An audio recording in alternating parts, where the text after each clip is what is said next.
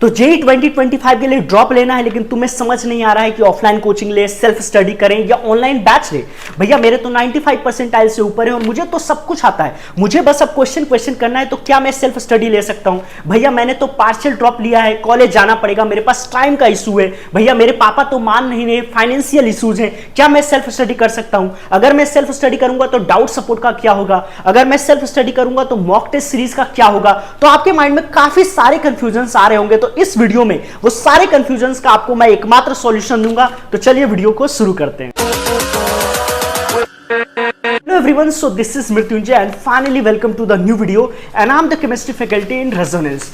तो गाइस सबसे ज्यादा जो कंफ्यूजन अभी ये आ रहा है क्योंकि जेई 2024 का रिजल्ट आ चुका है और कुछ बच्चों का परफॉर्मेंस अच्छा गया है, कुछ बच्चों का नहीं गया है। अब जिनका नहीं गया है वो ड्रॉप करने की सोच रहे हैं, लेकिन ऐसे भी कुछ बच्चे हैं जो एडवांस देंगे लेकिन उनको पता है एडवांस में नहीं होगा और वो ड्रॉप करने की सोच रहे हैं। तो जब ड्रॉप करने का आता है तो उसमें मैंने ऑलरेडी बता रखा है, कुछ तो पार्शियल ड्रॉप होता है, कुछ फुल ड्रॉप होता है।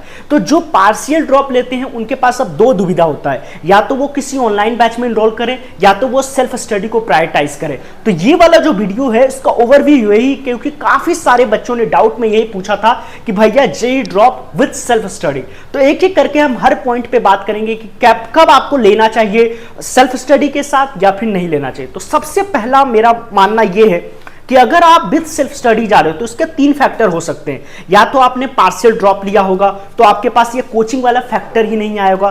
दूसरा ये हो सकता है कि फाइनेंशियल इश्यूज होगा, आप कोटा, दिल्ली ऐसे जगहों पे गए होंगे और आप पेरेंट्स बोल रहे हैं कि नहीं अब मैं और अफोर्ड नहीं कर सकता, बट आपका कहीं ना कहीं सपना है कि नहीं मुझे तो आईआईटी ही जाना है। तो सेकेंड फैक्टर ये हो सकता है। और थर्ड फैक्टर ये हो सकता है कि भैया मुझे तो सब कुछ ही आता है, कोचिंग में जाऊंगा दोबारा से थ्योरी वगैरह पढ़ूंगा तो टाइम वेस्ट होगा, और मुझे ऐसा है कि मुझे तो अब सिर्फ क्वेश्चन प्रैक्टिस की जरूरत है because already I am at 95 percentile. तो ऐसे करके तीन फैक्टर्स हो सकते हैं। तो कुछ पॉइंट्स है तो जिन पे मैं बात करना चाहूंगा।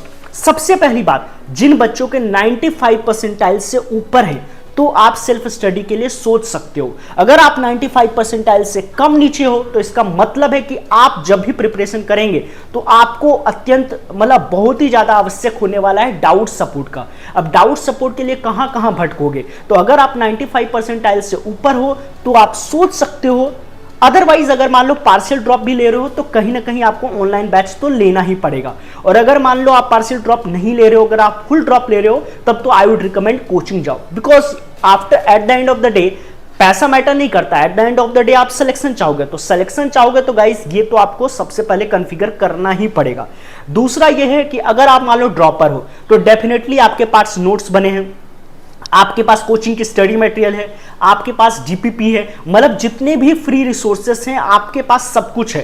तो ड्रॉपर का यही फायदा है कि आप सेल्फ स्टडी के थ्रू जा सकते हो, ठीक है। लेकिन मान लो आपने 12th बिना किसी कोचिंग के करी थी, किसी स्कूल बेस से करी है, कोई गांव में करा है, तो आप अफोर्ड मत करो, आप कोचिंग लो। बिकॉज आपको एक प्रॉपर गाइडेंस की जरूरत है, आपको अच्छे अच्छे क्वेश्चंस करने की जरूरत है अगर आप आईआईटी में सिलेक्शन चाहते हो। तो बिल्कुल भी ये शो ऑफ के बाजी में नहीं कि मैंने तो सेल्फ स्टडी से आईआईटी निकाल लिया। अगर इतना हलवा होता तो कोटा, दिल्ली, हैदराबाद ऐसे जगहों नहीं बस रहे होते, तो आपसे नहीं होगा, मैं क्लियर कट बोलता हूं। थर्ड पॉइंट है कि देखो ये तो मानना पड़ेगा कि कोचिंग कितना भी लगा लो सबका सिलेक्शन होता नहीं है। तो जो एट द एंड सिलेक्शन होता है वो सेल्फ स्टडी से ही होता है। तो सेल्फ स्टडी से डेफिनेटली होता है। और उसमें ये होता है कि जब हम सेल्फ स्टडी कर रहे होते हैं ना तो डिस्ट्रैक्शंस कम आ रहे होते हैं, बट डिसिप्लिन उतना ही ज्यादा जरूरी है। बिकॉज अगर आप कोचिंग में पढ़ते हो तो तुरंत मैसेज चला जाता है घर में, अगर आप क्लास नहीं जाते हो तो उसमें क्या है कि डिस्ट्रैक्शंस तो ज्यादा हैं, क्योंकि बच्चे होते हैं, दोस्त बन जाते हैं, यार हो जाते हैं, गप्पेबाजी होती है, डिस्ट्रैक्शंस ज्यादा है बट डिसिप्लिन उसमें ज्यादा आता है। बट अगर सेल्फ स्टडी कर रहे हो तो डिस्ट्रैक्शंस कम है, बट वही है कि सेल्फ डिसिप्लिन का होना बहुत जरूरी है कि क्या आप खुद पढ़ पाओगे या नहीं पढ़ पाओगे, इसकी गारंटी सिर्फ और सिर्फ आप ही ले सकते हो। उसके बाद देखो कॉम्पिटिटिव नेचर खत्म हो जाएगा। अगर तुम कोचिंग में जाते हो तो टेस्ट सीरीज होंगे तो उससे क्या है कॉम्पिटिटिव नेचर हमेशा बना रहेगा। लेकिन अगर आप सेल्फ स्टडी कर रहे हो तो कॉम्पिटिटिव नेचर का वो खत्म हो जाएगा। उसका मैं आगे बताऊंगा कि उसका क्या सॉल्यूशन है, बट कहीं ना कहीं कॉम्पिटिटिव नेचर जो है वो कहीं ना कहीं आपका खत्म होगा ही होगा। उसके बाद है सेल्फ स्टडी। अब सेल्फ स्टडी में आपको यह देखना पड़ेगा कि अगर आप सेल्फ स्टडी को प्रायोरिटाइज कर रहे हो तो मेरा मानना है कि आपको थ्योरी वगैरह सब कुछ आता है, तो आपको ज्यादा से ज्यादा टाइम आपको क्वेश्चन पेपर में लगाना पड़ेगा। बिकॉज अब जो ऑप्टिमाइज करोगे ना अपनी प्रिपरेशन को, वो आप खुद डिसाइड करोगे, वो कोई कोचिंग नहीं कर रहा है, कोई मैनेजमेंट नहीं कर रहा है। तो आपको अपना वीक पॉइंट्स पता है, आपको स्ट्रॉन्ग पॉइंट पता नहीं है। सिंस आप 95 परसेंटाइल के ऊपर हो तो गाइज आपको सब कुछ पता है कि आपकी वीकनेस क्या है, आपकी स्ट्रॉन्ग पॉइंट क्या है। तो उस चीज को प्रायोरिटाइज करो और उसके अनुसार अपनी प्रिपरेशन को अकॉर्डिंगली करो, ठीक है। उसके बाद ये भी बहुत इंपॉर्टेंट है कि जब हम कोचिंग जाते हैं और हमें सब कुछ आ रहा होता है तो फालतू का वो तो जब पढ़ाएंगे तो शुरुआत से सारा थ्योरी व्योरी सब कुछ पढ़ाएंगे, तो वो आपके लिए एक टाइम वेस्ट हो सकता है अगर आप एक अच्छे बच्चे हो तो। सेवंथ है यही कि फ्री रिसोर्सेस आज के टाइम पे यूट्यूब पे सब कुछ पड़ा हुआ है, तो आपको इधर उधर भाग दौड़ करने की जरूरत नहीं है। अगर मान लो आपके पास पैसे ही नहीं है, कुछ भी नहीं है, तो जियो का तो रिचार्ज कर सकते हो ना, जो कि करते हो तुम, आई नो दैट। तो उसके लिए उसके मदद से आप सब कुछ पढ़ सकते हो। अगर कहीं पे प्रॉब्लम आ रहा है, टाइम की कमी है, तो वन शॉट वीडियोस को देख सकते हो 1.5x पे 1.75x पे देख करके, और सब कुछ बिलीव मी, मैं खुद एक फैकल्टी हूं, मुझे पता है आज के टाइम पे यूट्यूब पे हर कुछ अवेलेबल है। तो डेफिनेटली अगर बंदा खुद के बदौलत भी चाहे तो वो क्रैक कर सकता है, बशर्ते कि उसके पास शीट्स, स्टडी मटेरियल, डीपीपी सब कुछ उसने पहले से कोचिंग कर रखी है एंड ही ऑलरेडी हैव सब कुछ। उसके बाद है देखो डाउट सपोर्ट। डाउट सपोर्ट बहुत ज्यादा इंपॉर्टेंट है, बिकॉज अगर आपके डाउट सपोर्ट का एक फायदा हो सकता है, मान लो आपने पहले कभी कोचिंग करी हो और अगर आपके टीचर से अच्छी बनी हो, तो अगर मान लो आपके पास टीचर का कॉन्टैक्ट नंबर है या टेलीग्राम किसी ग्रुप में आप ज्वाइन हो, तो वहां से आप डाउट सपोर्ट ले सकते हो। अदरवाइज तो आपको डाउट सपोर्ट के लिए डेफिनेटली कोचिंग वगैरह, इसीलिए मैंने बोला अगर 95 परसेंटाइल से नीचे हो तो आपके लिए बहुत ज्यादा मुश्किल होने वाला है। नहीं तो कई सारे ऐसे भी प्लेटफॉर्म्स है जो सिर्फ डाउट सपोर्ट भी देते हैं, तो वो आप ले सकते हो, ठीक है।